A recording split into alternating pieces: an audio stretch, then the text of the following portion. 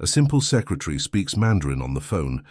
The next day, her millionaire boss fires her. The late afternoon sun cast a golden sheen over the glossy floor of the 37th floor lobby at Blake & Langston Capital.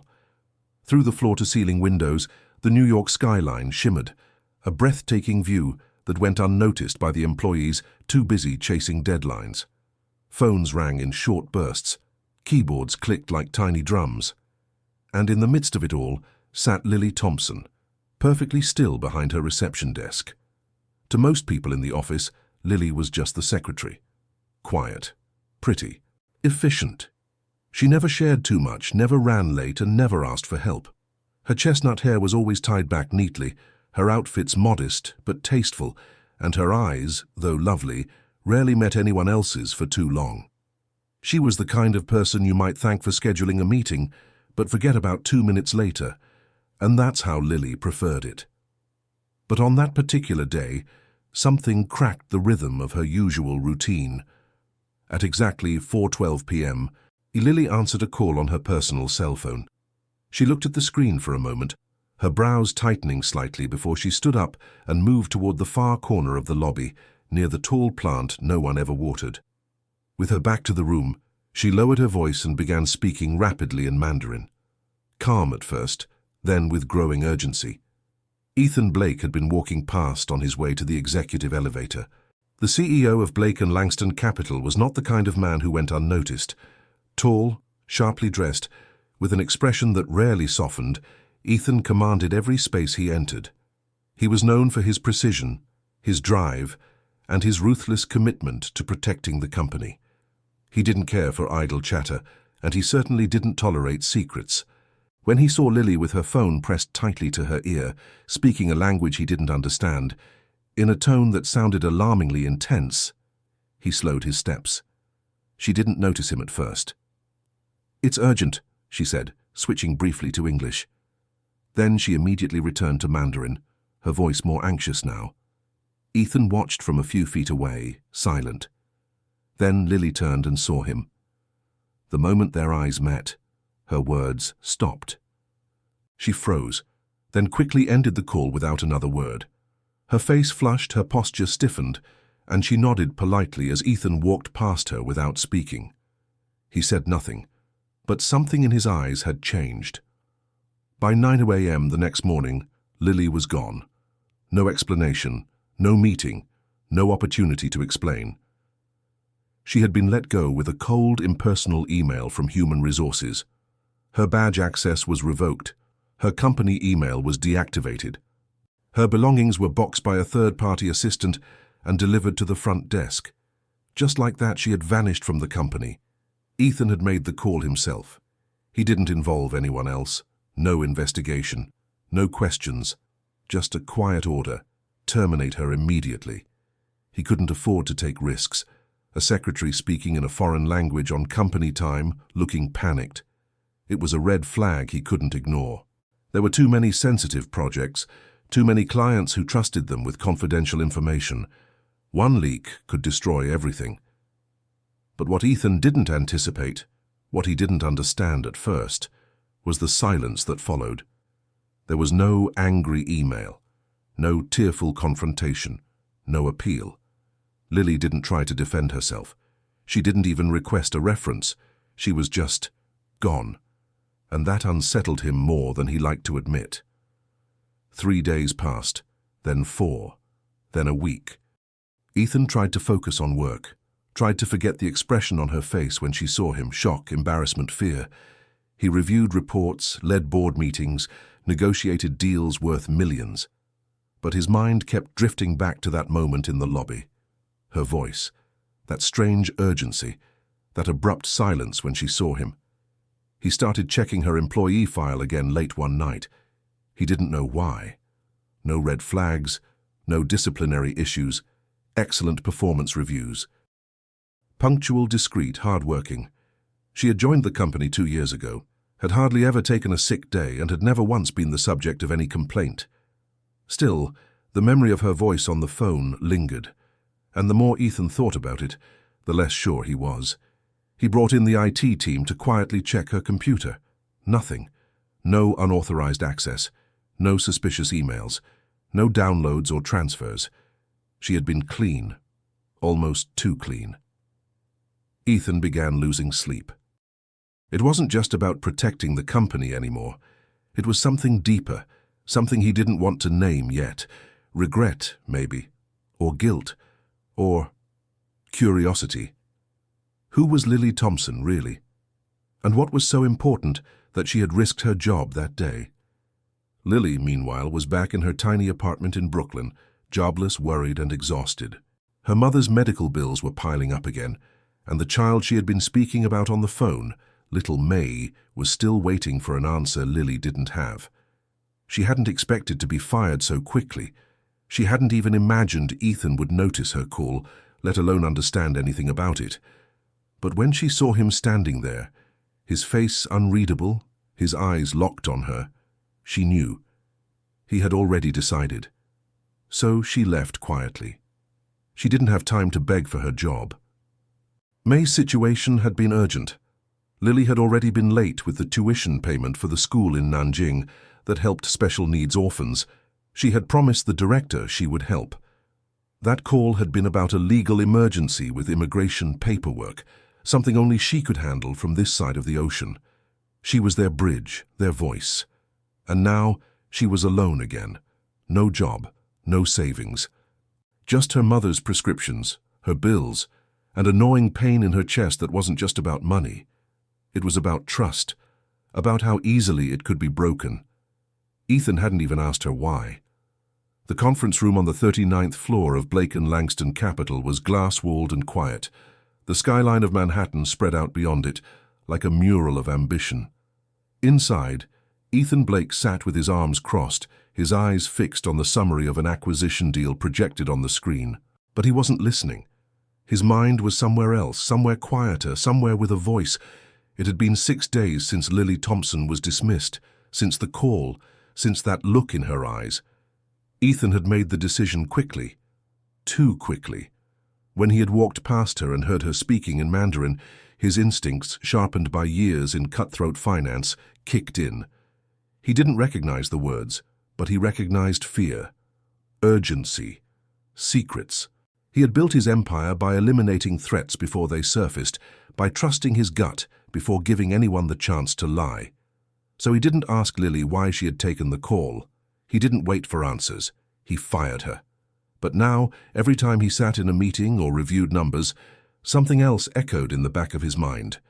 The way she had looked at him, not like someone caught in wrongdoing, not like someone guilty, but like someone who had been misunderstood and knew there was no point in fighting it. Ethan closed the file on the screen and stood up mid-meeting. "Excuse me," he said to the confused junior executives. "We'll continue later." He walked out. Back in his office, Ethan pulled up Lily's profile again on his computer. Name, age, emergency contact, work history. Everything read normal, too normal.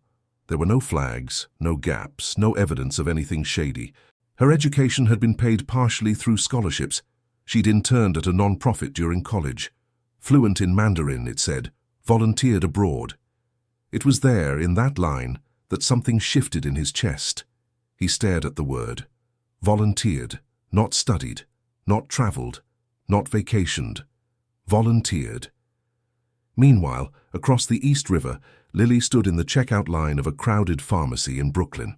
She held a small paper bag, her mother's latest medication, and tapped her debit card nervously. The screen blinked. Payment declined. She didn't react. She just handed over a credit card, one she had been trying not to use again. Approved.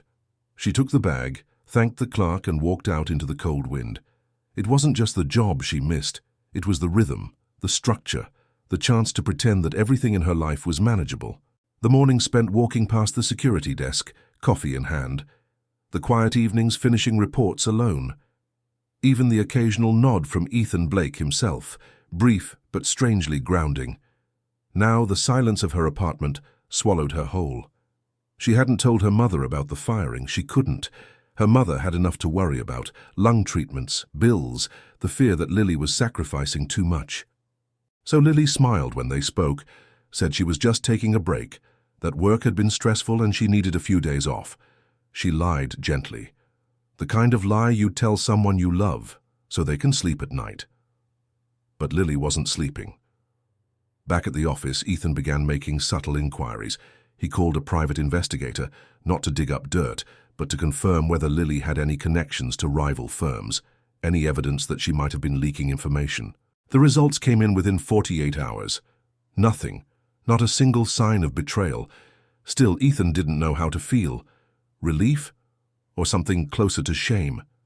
He thought about sending an email, a simple line, "I need to speak with you." But what would he say? "Sorry I assumed the worst of you? Sorry I fired you without hearing a word of explanation? Sorry I treated you like a threat instead of a person?" He closed his laptop instead and sat back in his chair. For the first time in a long while, Ethan felt something unfamiliar press against his chest. Regret. Lily sat on her small sofa with her laptop open. She was researching visa options, not for herself, but for May, the little girl in China she had been trying to help. The orphanage had hit a wall with immigration authorities. May's adoption was stalled due to paperwork errors. Lily had promised she would help fix it. She had once been a volunteer there during college, when she had spent a summer teaching English and playing games with children who had been abandoned or born with disabilities. May had latched onto her from the first day, clinging to her, smiling with missing teeth, calling her sister in Mandarin. When Lily returned to the States, she didn't forget. She kept in touch with the orphanage director, sent what little money she could. The phone call Ethan had overheard was about May's health and legal status, an urgent problem that needed a fluent speaker on this side of the ocean. But none of that had mattered to him. He hadn't asked. Still, Lily couldn't bring herself to hate Ethan Blake. He was ruthless, yes, distant, but he wasn't cruel, not exactly, just unwilling to look deeper. And that perhaps was worse. On Sunday morning, Ethan showed up at the office. No one else was there. He poured himself a black coffee and walked the empty floor, stopping at Lily's old desk. The chair was tucked in neatly, the surface spotless, as if she had never been there. He reached for the drawer. Unlocked. Inside, he found a sticky note with a list of Mandarin vocabulary. Pinned beneath it was a faded photograph of a small group of children, one of them clinging to Lily's side with a wide smile. He stared at it for a long time. That was when something shifted inside him. Not just doubt, not just discomfort. It was a realization. He hadn't just lost an employee. He had thrown away someone extraordinary. Ethan Blake was a man who thrived on certainty. His days were built around precision, his schedule carved into 15-minute blocks. His thoughts rarely wasted on anything that couldn't be calculated, leveraged, or predicted. But for the first time in years, Ethan was haunted by something that defied all logic. A face, a voice, a call in a language he didn't understand. The image of Lily's pale face as she turned and saw him that day had embedded itself in his memory like a splinter. Her eyes hadn't pleaded. She hadn't stammered excuses. She hadn't begged for understanding. She had simply stopped speaking and walked away from the conversation, and eventually from his company. He should have felt victorious. Threat eliminated. Situation handled. Instead, he felt hollow. And now the silence she left behind followed him everywhere, into boardrooms, into late-night walks through his penthouse apartment, even into dreams where he'd wake with questions he hadn't asked echoing in his mind. Who had she been talking to? What was she saying? Why had she looked desperate? On Monday morning, Ethan sat in his office before sunrise, the city still half asleep outside the windows. He stared at the photograph he had found in Lily's desk drawer. 5 children, standing barefoot in front of a cracked concrete wall, smiles wide, hands raised. Lily crouched in the center, her arms around them. She looked younger, but unmistakably herself. Tender, bright-eyed, alive. It wasn't the sort of photo you'd expect from someone living a double life. There was nothing polished or performative about it. It was raw and real. Ethan reached out, slowly flipping it over. On the back, written in small blue ink, were the words, Summer 2016, Nanjing. He opened his laptop and began typing. He searched for orphanages in Nanjing. There were many, dozens, some still active, some long shut down. But eventually, after an hour of searching, he found one with a homepage that looked barely functional. A few photos, a donation link, and a staff directory. He scrolled, eyes scanning, until he found a name: Director Zhou Lihua. He hesitated for a moment, then clicked on the contact form. It was the first time in years that Ethan had reached out to someone without knowing exactly what he wanted from them. He simply wrote, "I am trying to verify information about a woman named Lily Thompson. She volunteered at your orphanage around 2016. I would appreciate any confirmation or insight you can offer. Thank you." He hit send, and for the first time that day, exhaled. Across the river, Lily sat at the kitchen table in her tiny apartment, surrounded by papers, job applications, overdue bills, a small stack of medical forms for her mother. Her eyes were tired, her fingers wrapped around a cup of tea gone cold. She hadn't eaten much in 2 days, just toast and a few crackers. Money was tight and she was prioritizing her mum's needs over her own. The job hunt had been brutal. Several interviews had gone well, but when they called her former employer for a reference, the trail always went cold. Ethan's company hadn't said anything bad, but they hadn't said anything good either. No return calls, no feedback. Silence. It was like she had been erased. She glanced at her phone. No messages. Still no reply from the orphanage about May's case. The immigration lawyer she had contacted wanted a retainer she couldn't afford, and May's file would soon expire unless someone intervened. Lily pressed her hand to her forehead. She had never felt so helpless. That afternoon, Ethan received a reply, an email from Director Zhou. The English was broken, but the sentiment was clear. "Dear Mr. Blake, yes. Lily Thompson volunteered with us in 2016. She was very kind and very helpful. She helped our children learn English. She visited sick children at the hospital. She still sends money when she can. She speaks to us sometimes when we have papers we do not understand. Very good woman, good heart. Thank you for caring about her. Joe." Ethan leaned back in his chair, staring at the screen. He reread the email, twice, 3 times. Then he closed his laptop slowly. The walls of certainty he had built around his decision were crumbling, not because of what the email said, but because of what it revealed about the kind of person Lily truly was. She wasn't a threat. She wasn't careless. She wasn't selfish. She was the opposite. And he had fired her without hesitation. He walked to the large window behind his desk and stared out at the city. Below, taxis crawled down Fifth Avenue like yellow beetles. People crossed streets with purpose. Life moved on. But Ethan didn't move. He was thinking about a woman who had spoken in a language he didn't understand, about a child halfway across the world, about a summer in 2016 that had nothing to do with corporate sabotage and everything to do with compassion. He wasn't a man who apologized. In his world, hesitation was weakness. But now hesitation felt like the first honest thing he'd experienced in weeks. He pulled out his phone. He didn't have her number anymore. She had never updated her records beyond the company database. He searched her name online, but it was a common one. Nothing helpful. No LinkedIn, no social media, nothing recent. She had vanished completely, and the more he realized that, the more he wanted to find her.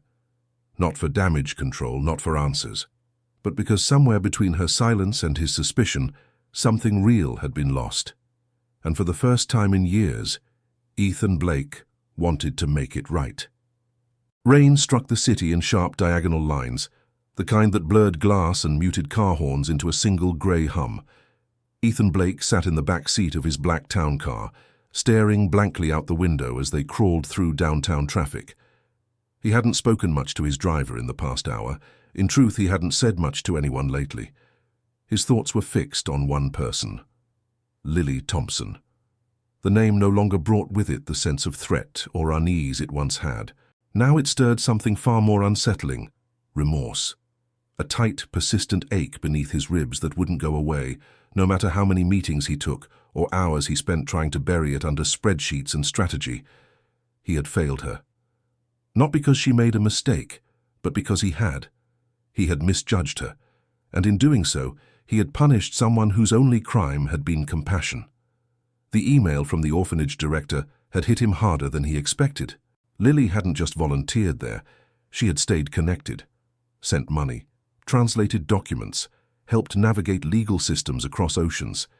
He had assumed the worst of her without asking a single question. And that was what haunted him the most. She had said nothing in her own defense. Lily stood beneath the awning of a rundown employment office in Brooklyn, her coat damp, her shoes soaked through. She clutched a plastic folder filled with printouts of job listings, most of them clerical, underpaid, and short-term. She knew she was overqualified, but she also knew she couldn't afford to be proud right now. Her mother's cough had gotten worse. The new medication helped, but only just. Rent was due next week, and May's paperwork still hadn't been resolved. A voice inside her whispered to give up, that she had done all she could, that she had no more energy left to push against the tide. But she didn't listen. Lily had never let herself fall apart, not even when her father died suddenly her sophomore year of college, not when she had to delay graduation to work full-time, not even when she realized the only way to support her mother's care meant working long hours at a job where no one ever really saw her. She had survived worse. She could survive this too. Back at the office, Ethan sat alone in the executive conference room, his phone resting face up on the polished table. He had asked the head of HR for any personal contact they might still have on file for Lily. It was a long shot, but worth trying. An hour later, he received a name and address. The address was in Brooklyn, near the edge of Bed-Stuy, in a building far from the clean lines and luxury of Midtown. Ethan didn't wait. He grabbed his coat and left without telling anyone where he was going. Lily was coming out of the corner bodega, with a carton of soup and a discount pharmacy bag, when she saw a tall man in a dark coat standing near her building's entrance. He didn't belong there. His presence stood out like a monolith amid the chipped paint and iron gates. And then she realized who it was, Ethan Blake. Her breath caught in her throat. She considered walking the other way, pretending she didn't see him, hiding, but something in her made her keep going. She approached slowly, rain dripping from the edge of her umbrella.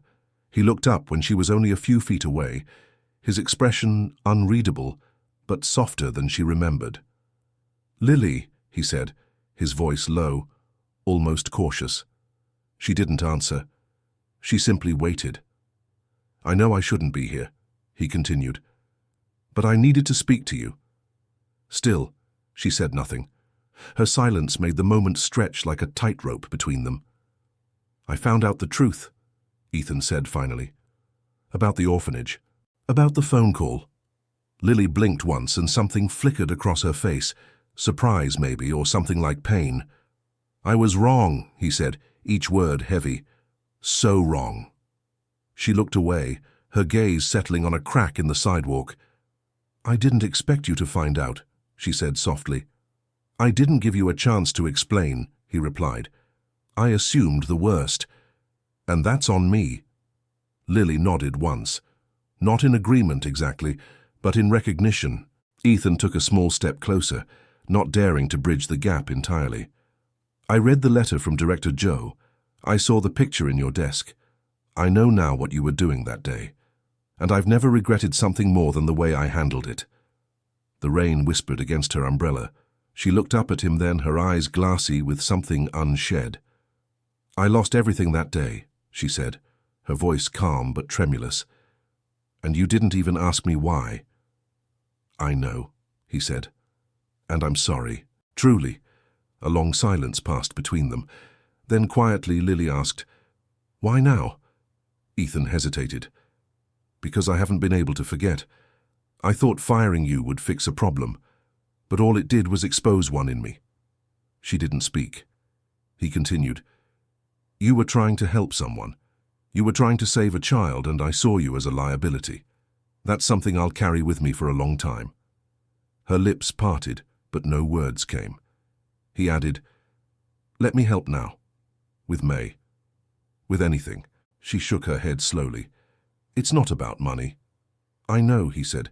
"It's about trust, and I don't expect to earn yours back in a day, but if you'll let me, I'd like to try." Lily looked at him, truly looked at him, for the first time since the morning she was let go, and for a moment something shifted. Not forgiveness, not yet, but maybe the first crack in the wall between them. She tucked the bag under her arm. "I have to go," she said. "My mom's waiting." He stepped aside, respectful. As she passed him, she paused. "Thank you," she said, barely above a whisper. Ethan didn't move, but something in his chest did. The rain continued for 2 more days, draping the city in a persistent veil of grey. It turned streets into mirrors, softened the edges of buildings, and made everything feel a little quieter, a little more fragile. Ethan Blake didn't return to the office after seeing Lily.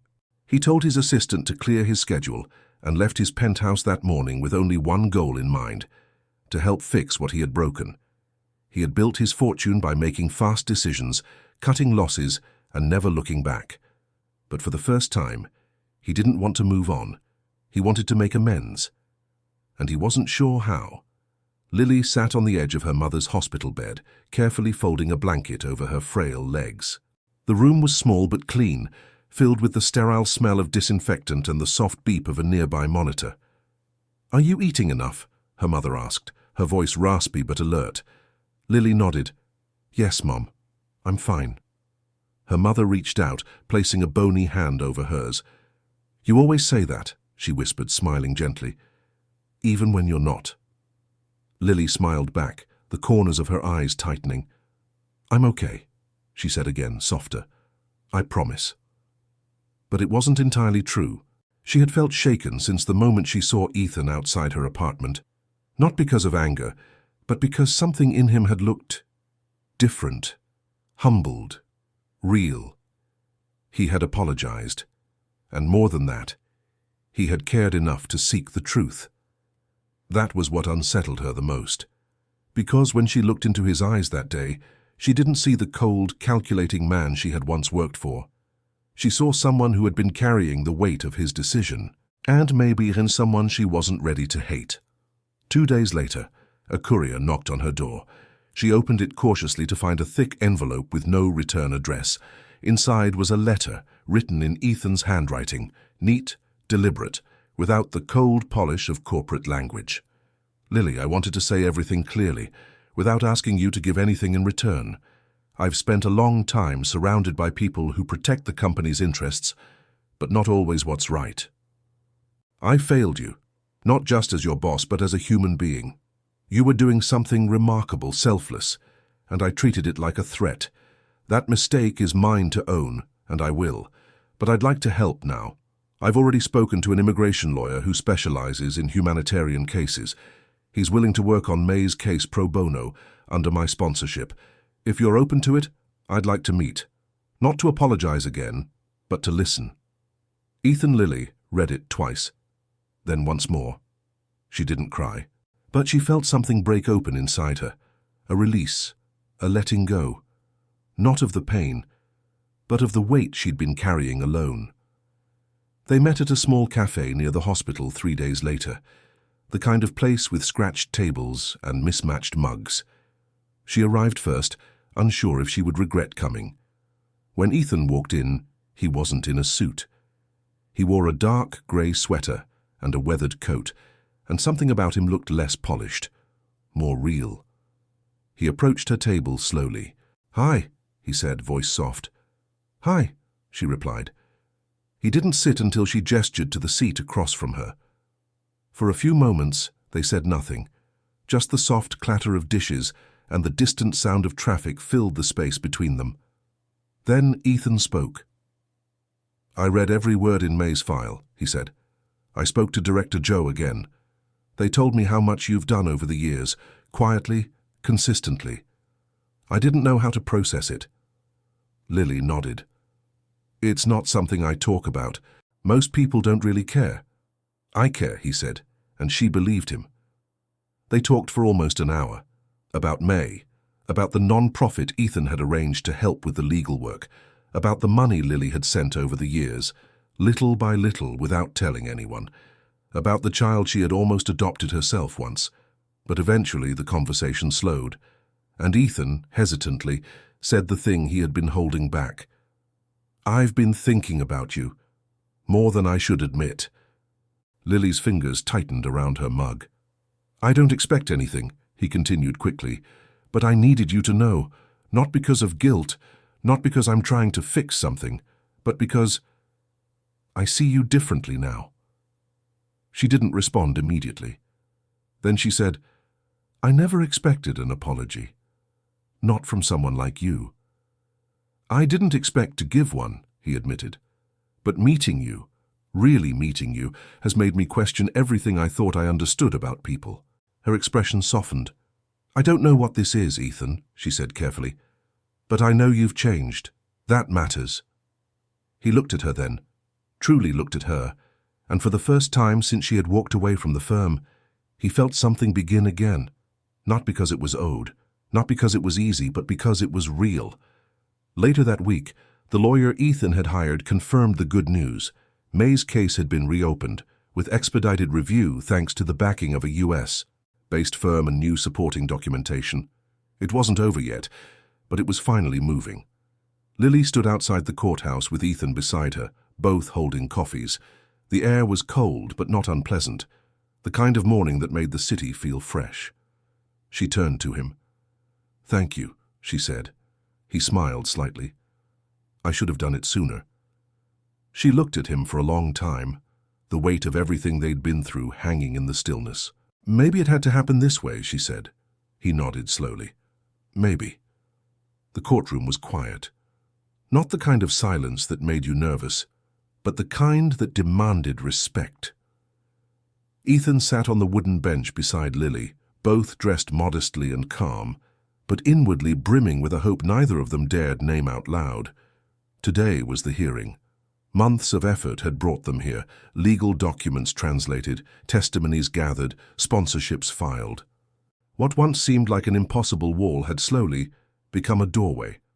May's immigration petition was being reviewed in person by a judge, and Lily, the woman who once stood in silence as she was dismissed from her job without a word, now stood in full voice, confident, composed, and no longer alone. Ethan had made sure of that. He didn't just fund the legal team, he accompanied her to every meeting, he listened to every detail, and more importantly, he never tried to control anything. He was there not to lead but to support, something he had never known how to do before Lily. Later that afternoon, standing beneath a cloudy spring sky outside the courthouse, Lily received the call. She answered on the first ring, her hands trembling as she held the phone to her ear. A pause, then tears. She turned to Ethan, unable to speak, and simply nodded, smiling through her shock. "It's been approved," she finally whispered. "May's coming." Ethan didn't hesitate. He wrapped her in his arms, holding her tightly as she cried into his chest. Not from sadness, but from relief, from joy, from the weight of months finally being lifted. There were no crowds, no applause, no headlines, but in that moment it felt like the world had shifted. In the weeks that followed, Lily and Ethan saw each other often, not as employer and employee, not as a broken CEO and the woman he wronged, but as two people who had, against all odds, found something real in the ruins. Their moments were simple: coffee on park benches, phone calls late at night, shared takeout while filling out school applications and planning for May's arrival, and in between those quiet moments something beautiful began to grow: trust. One evening, Ethan invited Lily to his home, not the penthouse conference room she once feared, but his actual home, a warm, sunlit apartment on the Upper West Side. Not as grand as the office, but filled with books, music, and the occasional sign that he had once tried, quietly, awkwardly, to be a human being, and not just a CEO. He cooked. Badly. Burned the rice and oversalted the vegetables. She laughed, full and honest, and for the first time in weeks the tension between them dissolved completely. They sat on his balcony, watching the lights of the city shimmer like distant stars. "I used to think strength meant shutting everything out," Ethan said quietly. "Being unshakable, unapologetic." Lily sipped her wine. "And now?" "Now I know strength is asking for forgiveness," he said, "even when you're not sure you deserve it." She looked at him, her expression soft. "I don't know if I've forgiven you entirely," she said. He nodded. I wouldn't expect you to. But, she continued, I'm no longer angry, and I'm no longer afraid. He turned to her then, and his voice dropped. Can I ask what changed? She thought about it for a moment, then answered, You stopped hiding behind being right. Weeks passed. Spring turned to early summer. Lily's apartment was filled with signs of May's upcoming arrival, children's books in both English and Mandarin, a hand-painted welcome sign, and a gently used bed frame Ethan had helped carry up 3 flights of stairs. They weren't officially anything. There was no declaration, no label, just a closeness that spoke for itself. Sometimes they held hands, sometimes they didn't, but when Ethan called, she always answered, and when she cried, he always stayed. The day May arrived at JFK, Lily stood behind the security barrier, gripping the handle of a stuffed bear she had carried all the way from her college trip to Nanjing years before. It had been May's favorite. Somehow, she had managed to keep it. When the little girl came through the doors, escorted by a caseworker, she wore a pink hoodie and clutched a thin folder filled with documents. Her eyes searched the crowd, and then she saw Lily. Her face lit up. She ran. Lily dropped the bear, dropped her bag, dropped everything, and met her in the middle of the floor, collapsing to her knees as she wrapped her arms around her.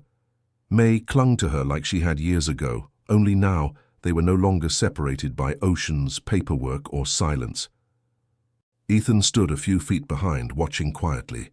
When Lily finally turned to him, tears streaking her face, she simply said, She's home.